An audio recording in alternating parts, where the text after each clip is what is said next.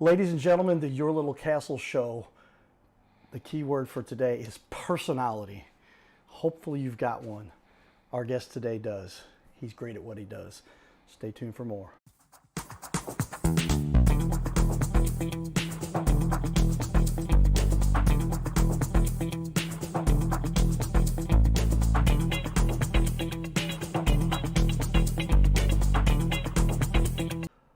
Welcome everyone to Your Little Castle show. We're always mixing and matching, getting our cameras running. Lots of fun. Mark is going to be our guest here coming in a little while. He's got a great story to share with us too. But right now, more importantly, Phil has got some great information because we literally are this is how you run a business. This is how you become successful. This is how you take that leap to be a business owner. I can speak to that personally, and now we've got somebody else here who's going to share a little bit about that and be successful in the construction world, which is not an easy place to run a business, but it is lucrative if you're good at it. And if you just pay attention, that's what our buddy Phil here is going to talk to us about. Welcome to the show, Phil. Thank you for having me. See that friendly personality? That's what I'm talking about. That is so key. I'm going to draw off on a little bit of a tangent here before I talk about my sponsors, but there's a guy who's written like 100 self-help books. I forget his name. He was on Bill Hughes as a guest, and he does a lot of podcasts. Check him out. There's lots of information for us to all learn from. He said, "There's one thing you would say people can do, one trait, one thing what is it? The one thing that makes people successful." Guess what he said? I have an idea. I think it's smile.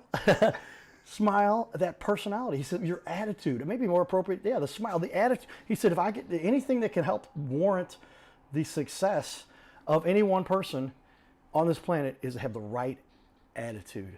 And it comes across in personality.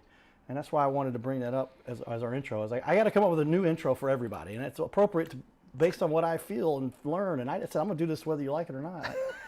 Most people like it because I'm talking positive. That's the way that you should focus. Focus on positive. Life is a lot easier if you do. But with that, Phil's going to share with us some of our secrets, his secrets about how he's become successful and what he does, how he impacts our little planet. So with that wide camera shot there, Your Little Castle, because you like nice things.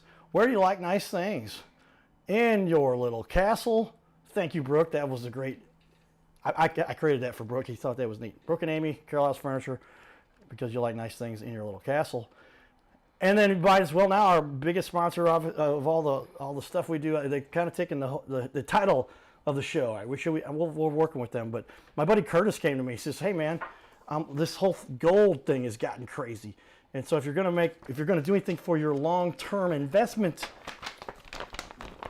maybe you should learn about gold." I said, "I don't know. I do stocks. I do mutual funds. I know how to track the market. I know what rate of returns I should get." And then I ran into Curtis, and I'm like, "We do some more research. Holy cow, gold has outperformed the S&P. Now you know." So if you're going to get some help with that, let me put up get some information. My Metal Pro, #1 distributor of gold in the world, is Curtis, because he's the #1 distributor in the company, and they've come up with new technology to literally verify, certify, and bring the cost down for the average consumer. Tries to buy just a little gold, they get gouged for between 8 and 20%, and they don't even know it because there's no other option. Well, guess what? Now there is. Go to goldcowboy.com. All right, back to our current task at hand, because we have lots of leaders in the community that are making a difference, and we want to highlight those people. So Phil is doing a great job here sharing with us a little bit about what he does. Phil, how did you get started with? Why did you decide to get into this construction? You're a contractor. How'd you get into this? Yeah, I mean, it just kind of fell into it. I've been working with my hands all my life. Dad taught me, how to fix things growing up around the house. Went to college, got a degree in industrial control and automation, and trying to look for a job. Ended up working with my dad in the meantime. And just kind of kept sticking with it. So he had a business, and I just took it from there and took it on myself. Well, I'll say, when anybody who starts a business, give them kudos, because it is literally and we've got a still shot going on with our cool camera over there. I love our technology. We'll fix that at some point. But literally, I mean, if you don't find a way to carve your little niche out on this planet, you're going to struggle. Like, a lot of us do go work for someone else. Been there, done that, long time, loved it. Making a lot of money when I was young because I was in the IT space. But literally, when you're going to get into this, you better figure it out some specialty, or else you're going to not be able to pay the bills. Yeah. Is that a fair statement? Oh yeah, definitely. I would say, when you find your spot, you're not just doing the same thing everybody else is doing. You're bringing something extra to the table, something unique and something that's yours. That's important. As Phil's watching me adjust cameras over here, because we always have a backup plan, everybody. I've got 5 cameras in here, so what I just did is a secret. Zoomed out our wide camera, because I can do that remotely, put on him so I can adjust while I go off camera, because I produce this whole show myself. And it's been quite a sight to see everything going behind the door here, everything that's going on. It's a lot of things to do at once. Well, we built the wall, we built the TV show, we do all the stuff we got here, but I appreciate that, because I think this is really neat what I get to do. But what you get to do is impressive, because you're literally putting together people's houses, like, so that they have a place to live. I get to promote them, okay? That's cool. But I want to promote the people that are doing those kinds of things. So with that, I'm gonna switch out to that wide camera that is now zoomed in, and I'm gonna fix the other one hopefully. Tell us though, as we still chat here, I'll do the slider in between while I go over there. But lots of hard work ultimately built this up for you. What led you here, and then why did you decide to stick with this? I mean, this is a career path. Now you started when I think we were talking since you were like 16. You've been doing this work. Yeah. It's I've always worked with my hands, but what keeps you with it is seeing the look on people's faces when you finish a project for them, something that's going to be in their house for, foreseeable future. You're only going to do one, probably do your bathroom once by the time you're living there. You spend a lot of time in your house, and you want it to be an enjoyable space for you to, live and enjoy. So, it's just watching the reactions of people once you put it all together. That really gives you, or gives me the enjoyment of wanting to keep doing this. Well, as everybody sees me sneak in there, look at our camera. It's back, everybody. But as a techie nerd, my job is to make sure that this thing works together. Because I like highlighting people like yourself that, like, literally, like, when you had the opportunity first to learn this skill, you talked about it in the pregame prep. We call it the pregame prep. We have the bullpen downstairs, actually. I forget where we were talking about it, but you mentioned to me that, like, your dad kind of got you going. You said, and this one hit home. I'm not trying to throw anybody under the bus, but we've all, as kids, sometimes I had a little temper, whatever it might have been. A baseball went awry and put a hole in the wall. You had a hole. You mentioned that you put a hole in the wall somewhere, and your dad said, "Come here." Yeah, well, you got to learn sometime, and that's one of the things. We never really hired anybody to do stuff around the house.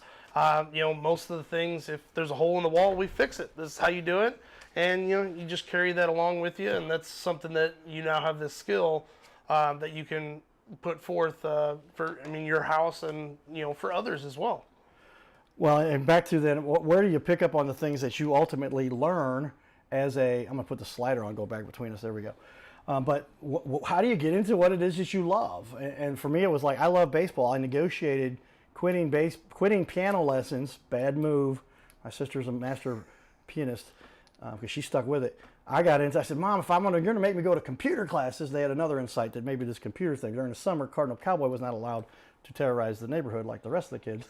I had to go to computer classes, extra learning, parents or teachers. It paid off. I'm glad now. Back when I was a kid, I didn't like it so much. But did it work out? You got a lot going on here, yeah. I've decided that the piano thing was not my thing. I can still play by ear. My dad was like, "You were so talented. Why did you stick with it? I can play music without even music." Oh, what if I'd have practiced? But anyway, then maybe I'd be a famous concert pianist. Here, I get to do more valuable things. Not anything. I love the concert pianist. You guys bring joy to us. But in this particular instance, I get to help people promote themselves. But my point is, I got into a niche that, like, they told me, "You're going to go do this," and this computer thing. And I actually revolted since then. I was in 8th grade and then through college, so that's 8 years. I didn't touch a computer. And I thought these things might kick in. Why did you stick with it at such a young age when you were getting your dad said, "I'm going to fix this first hole you've created in the house myself while you watch," and that's kind of what led you to where now this is what you do. And you stuck with it. You stuck with it. Yeah, it's I guess just being able to do things for yourself and seeing the end result as you put stuff together, or it's also, it's kind of plays into Legos even, building the little things, following some instructions, and then you got this end result when you're done. It's like now on a larger scale, you tear out your bathroom and you got it down to studs, and you put the things that you want in there for a space that, I don't know about you, but I mean, I don't take a 5-minute shower and I'm out of there. I'm in there for a little bit. So you want to enjoy that space. It's your peace place. The Yeah, one place nobody tends to bother you in the shower. I got kids. Yeah. Kids, they don't care. You can't even sit on the toilet for a little bit without them popping in. I got you. But I mean, to your point though, like this is your one little sanctuary that is yours. You own it. It's where you live and all your private time. I sing in the shower. If you guys want to, I can put a live cam. You guys know I could do this. I can put a live cam. You got a clip up here? In one of my showers, and we could just do from like the. No, you want to see me from the neck up. There you go. Nobody wants to see that, even from the belly up. But literally, I mean, the homeowner wants to have a house. This is their castle, right? And you're helping them create that. And you decided to get into that. And now you've been doing this for 10 years with your LLC, but prior to that, total of 16 you count. And can I tell everybody your age? Because I think that's okay. Yeah. Oh, for sure. I mean, you're 36. Yep. So I was like 16 years. He started doing this when he was 20. And before that, in the house, Dad was saying, "What did Dad do this too? What'd your dad do?" So my dad, he's an electrician by trade. He worked at the Chrysler plant for 30 years. Okay. But before that, he was he worked on cars. He had if he could make a buck, he would sell the car, get the next one, and start working on that. They would, I guess they'd call him a gearhead, back in the day. And, him and his buddies, that's what they would do. But he's always been good with his hands. And, when you grow up on kind of the poorer side of things, you have to make things yourself. You have to take something that's a little junky and turn it nice. You don't always just get to buy the nice thing. Well, that's how most of. I mean, there's only so many super rich, affluent families out there. I'll make my joke that I've made before because I know some of them. I'm friends with them. We all end up. They're actually normal, decent people too. They just happen to have a lot of money. Some of them let the money mess them up, and that's why I say if you don't like the rich, wealthy people you think you know, but you probably don't really know them, wait a couple generations. They'll be broke because very often it's hard to transfer that, and that's why I give your dad a little kudos for. Transfer that knowledge from generation to generation. The reason some people end up so wealthy many times is because they were super focused on their business and often didn't pay as much attention to the kids. And the kids end up causing all kinds of excitement in their lives, if you will. But it sounds like they pass that on to you, that generational transfer of knowledge, not necessarily wealth, but at least maybe a wealth of knowledge. Oh, for sure. Has led you to where you are and why you've had the success you've had. I would definitely say that, and there's something to be said where you said too, where sometimes when you super focus on one thing, other things kind of get left at the wayside. So that's my dad did work quite a bit, but he was able to provide for us for everything, and that's where I kind of I told myself I was going to focus more on my family as well. But owning my own business and being able to set your own hours and be able to work kind of the times you want, schedule days off when you need time to do stuff with the kids, and be able to be there for their. I haven't had any dance recitals or anything yet, but soccer games. I coach my son's soccer team, and we just got done with the season, but they had a blast doing that. So I'm trying to be a family man, and then also the business, owning it and being able to set your own hours definitely helps out with giving you the extra time for that. Well, back to that, ultimately, how do we develop our kids, our families, our future on our little planet here? Because we end up having to be so dedicated. How do we manage that so that we are producing good offspring, if you will? Is that the right way to say it? I mean, that's one way to say it. Because we all know that raising kids is a lot of work. And so if you're going to do that and you choose to have a family, which is a choice, then you better be ready for what that really entails, because bottom line, it is a lot of work, but if you're not paying attention, it can cause you some extra excitement, I guess we would say. Is that true? I would say so. Also, picking, having a good picker for someone to partner with you for, raising your kids is definitely a big thing there. You got to have the right person. Well, picking the right person to marry. Let's talk about that for a quick second here, because how often is it the case where we just are like, oh, I've got to get married. If I don't get married, then I'm a worthless human being. And often we jump into that. We talked about that little pregame prep. Yes. And some people, very often, they decide to get married, right, and then have kids. And sometimes I have had people tell me, and you can share whatever you want to about your own life. I did it backwards. So. Okay, so I was going to say, if you want to share that, you're welcome to. But how often is it we say, I'm going to get married and then have kids? And it's like almost, I believe me, I know the biblical perspective and everything, and I get it. But these days, our world has evolved in such a weird way that literally it's like, all right, so I want to have kids, but I really haven't gotten to know the person I'm now married to, because I jumped into that a little bit too. And so if I'm going to be married and then have kids, and then they say you don't really get to know your spouse. Tell me if you agree, until you've been through some kind of a crisis with them. Is that fair to say? Oh, I would definitely say that. And why is that such an important realm? Well, you got to get tested. You got to test the relationship. It's only, when it's good, it's good. You don't know what you've got until it gets tough, and then you work your way through that, and then you find out what you really have, and what kind of person, what they bring out of you, and what you bring out of them, and how you guys work together. There you go. And that's how we should always make sure. They used to say, no sex until marriage. Can I talk about that on camera? I think I can say that. Is that a good way to do it too? Because then it's a matter of there's something being held on to. Because you listen to Jordan Peterson, who's the psychiatrist for the world. Like, women have control of that primarily, right? And us guys, we all seem to want that. And so, if the culture has changed, where that's something my mom argues. I'm like, oh, mom just threw under the bus, but she said the single biggest change in our culture in the last 50 years is birth control. So now you end up in a situation where, okay, we can partake in these things that men went, and I guess women do too, but it seems like it's the men more often. I don't know. I'm a male. I want to get into that discussion. If somebody wants to like to come on the show and talk about that, we can. But this symbiosis we have with the relationships is what I'm getting to. And so you're somebody who said, hey, I'm going to do a little bit differently, and now it seems like it's worked out for you. Because you do have two great kids, and you're still married. Because very often it's the kids that cause the problems, and you end up going, oh, crap, I can't. It's definitely a tough point, because they can test you every inch of the way. Everything seems to change. They say, when they were little, they were so cute, it was so easy. But it comes with its difficulties as well. And then as they grow, it doesn't get better. It just all changes.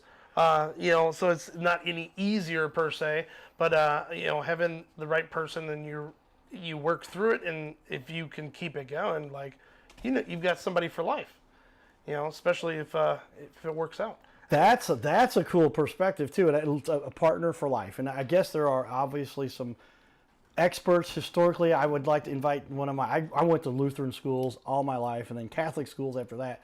So everything Christian. And I almost felt like I had so much of the religious perspective poured down my throat, I say. You can see what I'm making a point by saying that. Yeah.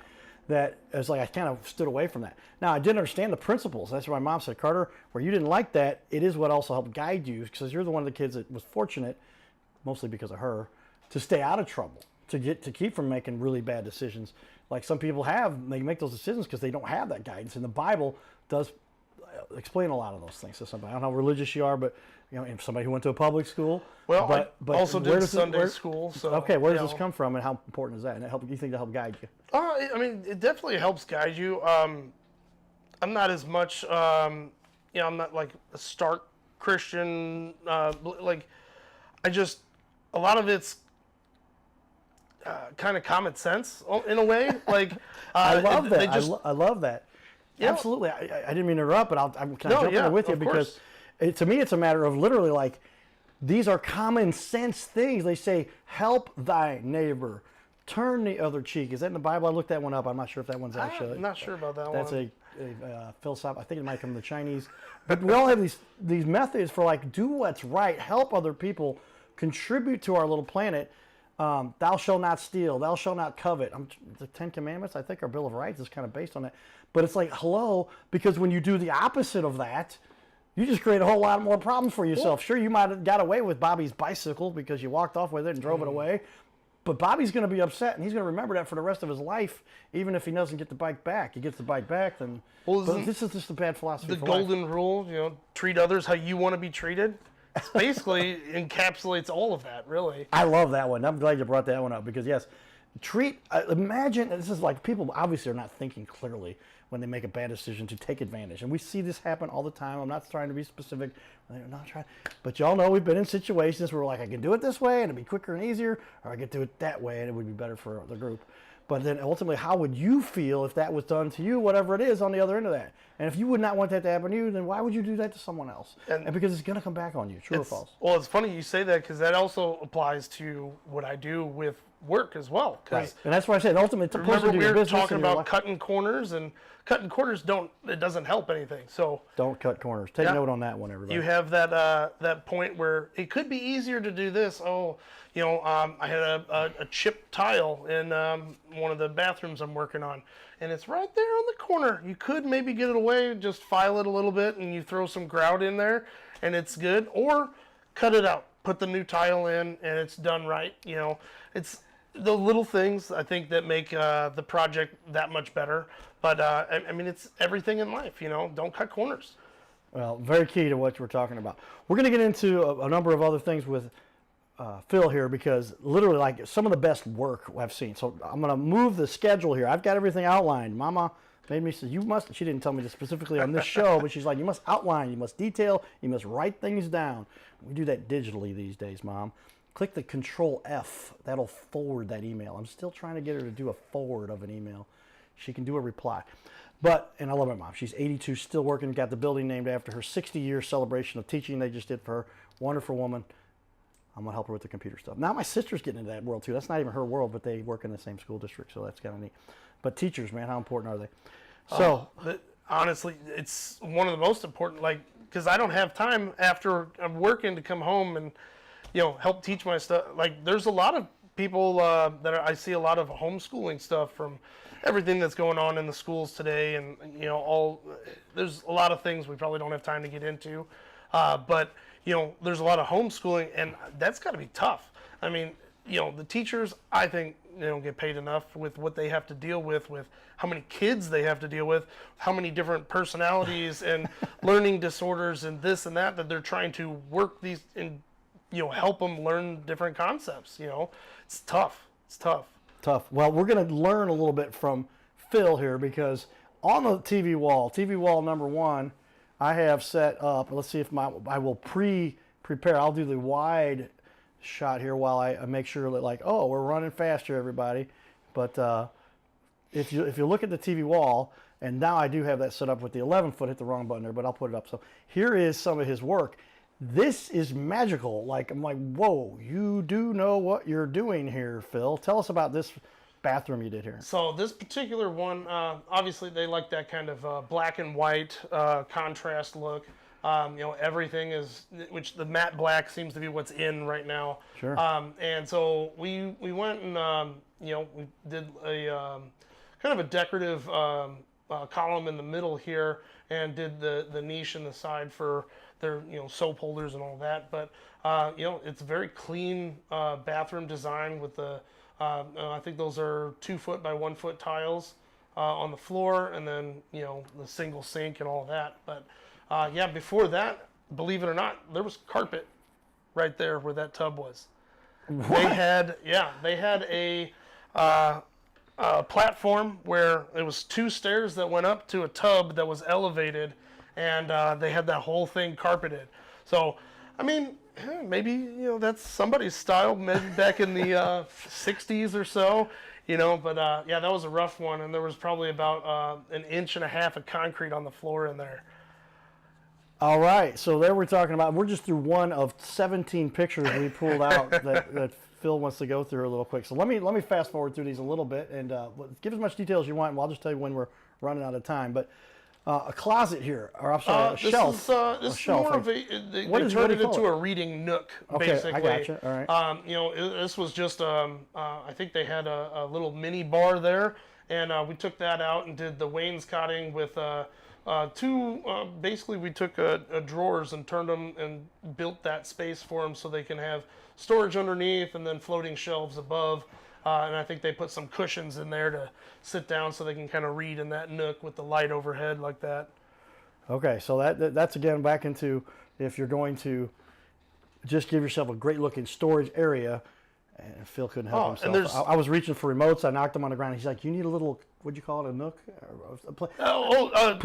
Just cubbies. Just a couple of cubbies for put some stuff. Yeah, but it's important to stay organized in your life so that you don't look. Where is what I need? I've got it. It's piled up over. It's just here. over there. Yeah, but you want to make sure built-ins are great for that. I mean, it's the same thing if you have kind of bookcases on either side of the TV. You got places for all the different boxes, and we do have a ton of streaming stuff now. Maybe not as much as the DVD player and the surround sound like it used to be. But yeah, definitely having little built-in spaces makes it a little more organized. Okay, let's continue on here. Good-looking bathroom there. Now that's the old-style tub, but you've remodeled everything around it. It looks like. Is that the tub new? Was that new? That's new as well. Okay, but you kind of give me a little PTSD there on the those tiles. As you can see, there's 2 grout lines on every single tile. It's a lot of grout lines to clean for that to turn out right. Those hexagon within a hexagon. Okay, so grout work he's talking about there, everybody. That is literally like filling in the gaps between the tiles. Is that what you mean? Yes. Oh yeah. And because I've done some grout work, it was not fun. But it is labor intensive. But you're saying now it's like double because it's tile inside of it. You're just getting the edge of the tiles filled in. I mean, if you're inside the tiles, you've got some. Right. If you look in all of these, which those have a whole nother issue because they've got the extra bump in them, so you get extra grout in there. So there's a lot of extra cleaning involved. But yeah, there's only you're grouting around that. Each one of these is about that big with another one inside of it. So, or yes, this camera over here. So it's just extra lines. He was holding up his hands there. Let me put that camera. Show everybody that. Okay, so yeah, the hexagon was about that big, and then it had another one inside of there. So there's two different grouts for each tile. But bottom line is the final work looks beautiful, and that's what you'll bring to somebody. And this increases the value of everyone's house. There's nobody who does this. It doesn't increase the value of their house. Let me show one more here, or at least maybe 2. We're giving a lot of detail. I appreciate that. But also give people a little more example. A kitchen here, right? Yeah. So huge counter, cabinets, the whole deal. Tell me about this one. So yeah, putting in the cabinets in here. Really, the big thing was the backsplash with the under cabinet lighting.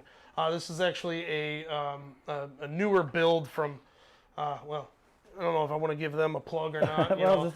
It's a newer build, and yeah, so we just did the backsplash with the under cabinet lighting to give them that, where they have a switch on each side, so they can kind of only have one if they want on. But yeah, that's just kind of. And you can tell he was still finishing this up because there's your caulk on the table. I didn't even notice that. This is brand new, everybody. Even with to show you that they were just finishing up, there's the caulk on the table. But my point is, they're like, this is, you can prove that was a fresh build. Mm-hmm. Everything recently finished up. All right, we've got a lot more to share here. I'm going to try to get Phil to stick around for another second half hour. We have another guest in the building already too, so we got to coordinate things a little bit. It's busy producing TV shows, everybody, but we do a good job here, and we like highlighting those leaders in our community. So with that, we'll be back here in just a minute. Giddy up.